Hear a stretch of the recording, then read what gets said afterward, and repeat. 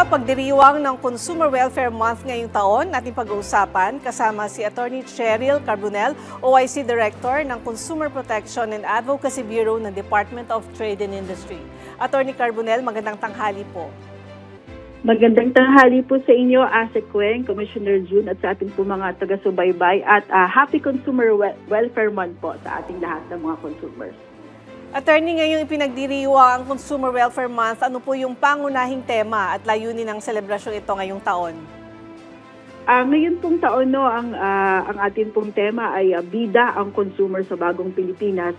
So ina-underscore po natin ang kapangyarihan nating mga consumer para sa pagiging patas at inklusibo ng ating merkado. So ang atin pong layunin ay palawakin pa at paigtingin ang kaalaman ng ating mga consumer tungkol sa kanilang mga karapatan at responsibilidad po.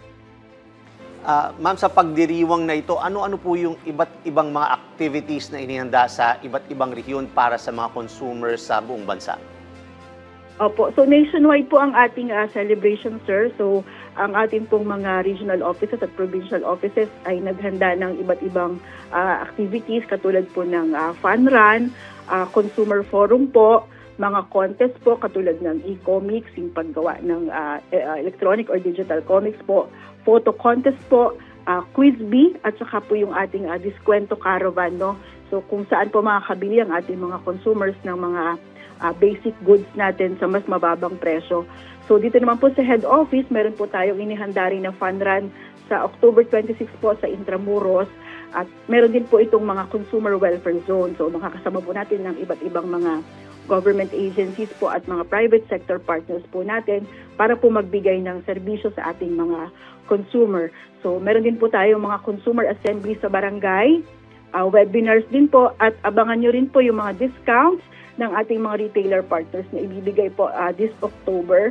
At meron din po tayong destruction ng mga uncertified items po. Ito po yung ating mga consumer goods na nakumpiska ng DTI mula sa ating mga enforcement activities na mga hindi po sumusunod sa product standards po.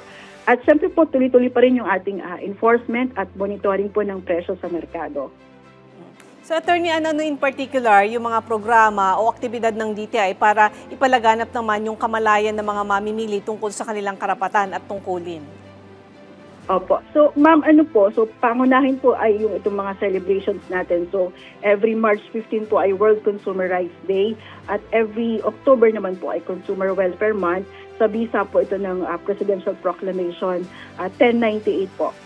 And ngayon din po may mga information campaigns po tayo, katulad nga po ng nabanggit namin, mga webinars po na weekly po namin ginagawa, consumer assembly sa barangay, pati po ang pagpapaigting ng ating social media pages, ma'am.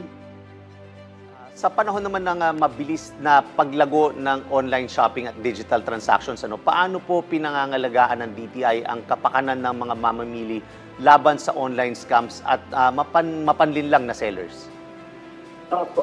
So ang amin pong coordination sa ating mga online platforms at saka po sa ating mga e-marketplaces ay nananatili naman po, sir. So sila naman po ay nagko-cooperate sa atin sa ating mga programa at mga initiatives po for consumer protection. Ganun din po yung ating mga information campaign, tuloy-tuloy naman po. Katulad po nitong aming mga gabay para sa mga ating mamimili na bago po namin na-imprenta. So meron po kaming pinalabas na mga flyers po to guide our consumers kung paano sila magiging safe sa online shopping po nila. At yun nga po, meron po tayong e-commerce bureau na kaka-form lang po nito at sila naman po ay nag-monitor, nag-i-enforce, nag-i-issue po sila ng mga takedown orders kapag po may mga nakikita silang violations sa online marketplaces.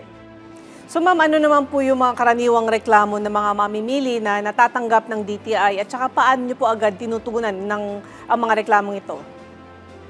Opo. So ang top 3 po namin ng mga reklamo na nare-receive po ay, for example, yung may sira or defective po yung products na kanilang nabili. O kaya naman po yung pagbebenta ng seller po ay may halong panloloko o kaya po ay pang-aabuso. Halimbawa po, ang sabi ng seller ay original yung kanyang binibenta, pero pagdating sa'yo, peke. Or kaya sasabihin nila, approve ng DTI, approve ng FDA, pero hindi naman pala. And then ang pangatlo naman po ay yung tungkol sa warranties, no? So yung kung may mga hindi na-honor na warranty. So yun po ang tatlo. And ang pag-handle po namin ng complaints, pwede pong tumawag ang ating mga consumer sa aming toll-free hotline, 1384. Pwede rin po silang mag-email sa reporttosec@dti.gov.ph or pwede rin po silang mag-register sa aming portal, consumercare.dti.gov.ph at mag-file po ng reklamo po doon. So pag po aming natanggap yon, i-evaluate po namin kung aming jurisdiction. Kung hindi naman po, ito po ay aming i-refer. Kami na po mismo sa DTI ang mag-refer din sa appropriate agency. At kung jurisdiction naman po namin, magkakaroon po ng mediation. Susubukan po natin pagkasunduin yung consumer at saka po yung seller. At kung hindi po sila naman magkasundo o kaya naman po ay hindi magpakita yung seller, may option po ang consumer na i-escalate po ito sa adjudication at magiging kasong administratibo na po siya. Ma'am, ano naman ng mga bagong inisyatiba ng DTI na dapat abangan ng ating mga kababayan para sa pagtugon sa iba pang pangangailangan ng mga consumers sa bansa? Opo. So sir, yung isa nga po naming bagong in-introduce ngayon, yung Consumer Assembly sa barangay, ito po yung talagang kami mismo sa DTI, bumababa kami sa level natin sa mga barangay po at nakikihalubilo tayo para bigyan natin ng impormasyon ng ating mga consumers tungkol po sa mga batas na nagpoprotekta sa kanila. Pangalawa naman po yung timbangan ng bayan natin. So according po sa batas kasi ay kailangang tulungan ng DTI ang mga 4 to 6 class municipalities natin na magkaroon ng timbangan. So as of now po, meron po tayong 195 4 to 6 class LGUs na nabigyan na po ng timbangan through our partnership with the private sector. And then ang pangatlo po, yung amin pong bagong initiative ngayon is pag-integrate po ng behavioral economics sa ating mga advokasya po. So katulad po nung aming ipinalabas na panibagong scam checklist para sa ating mga senior citizen po na consumers. So bago po iyan, so simpleng checklist po iyan na para magabayan ng ating mga senior citizens. So dapat po ang mga senior citizens ay mabigyan ng tamang impormasyon tungkol sa produkto o serbisyong kanilang binibili. Dapat din po hindi sila pinipilit na magdesisyon agad at dapat po ang kanilang bibilin ay talagang gusto nilang bilhin para po masabi natin na hindi scam ang kanilang or hindi sila nai-scam. So yun po. Kasi minsan, di ba, yung ibang namimili, binabase nila doon sa number of stars at saka sa mga comments. Meron akong na-cover before na planted din yung mga nagko-comments doon. So, paano po pagka ganun? Meron po ba ginagawang investigation? Yun po, yung sa mga ganun po, ang aming pong payo sa consumers. So, tignan po nila yung comments. Pag po parang pare-pareho or kaya po may mga, anong tawag dito, mga spelling or grammatical error, medyo pwede pong AI-generated na po yun. Okay, attorney, paano naman po nakikipag-ugnayan ng DTI sa iba pang ahensya ng gobyerno at pribadong sektor para mapalakas yung proteksyon at edukasyon ng consumers? Opo. So, meron po tayong tinatawag na ConsumerNet po. So, ito po ay grupo ng mga ahensya na almost 30 po yan or 30 plus na may mandato po tungkol sa consumer protection. And kami po sa DTI, nag-initiate po kami gumawa or mag-update ng aming mga MOUs or MOA sa kanila or joint memo orders po kung kinakailangan.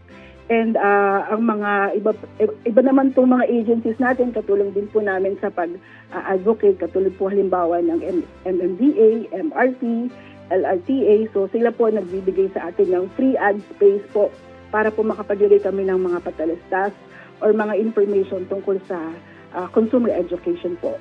Ganun din po ang mga local government units, no? May mga iba pong LGUs na may consumer welfare office. So yan po ay tumutulong sa atin sa DTI sa pagpapalaganap ng consumer protection programs. And of course po yung ating mga manufacturers at retailers din po, katulong din po natin sila sa pagpapanatili naman ng reasonabling presyo. Attorney, mensahe nyo na lang po sa ating mga kababayan, lalo na sa mga mamimiling Pilipino, kaugnay ng kahalagahan ng pagiging mapanuri at responsable sa panahon ng Consumer Welfare Month. Opo. So ang amin pong panawagan, makilahok lang po sila sa amin pong mga activities ngayong Consumer Welfare Month.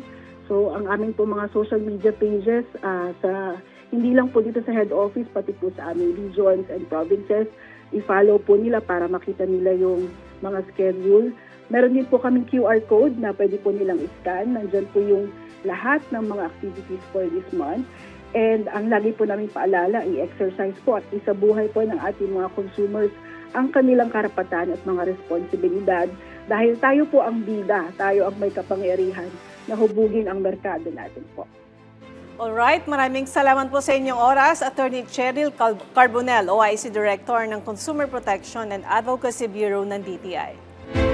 Maraming salamat din po.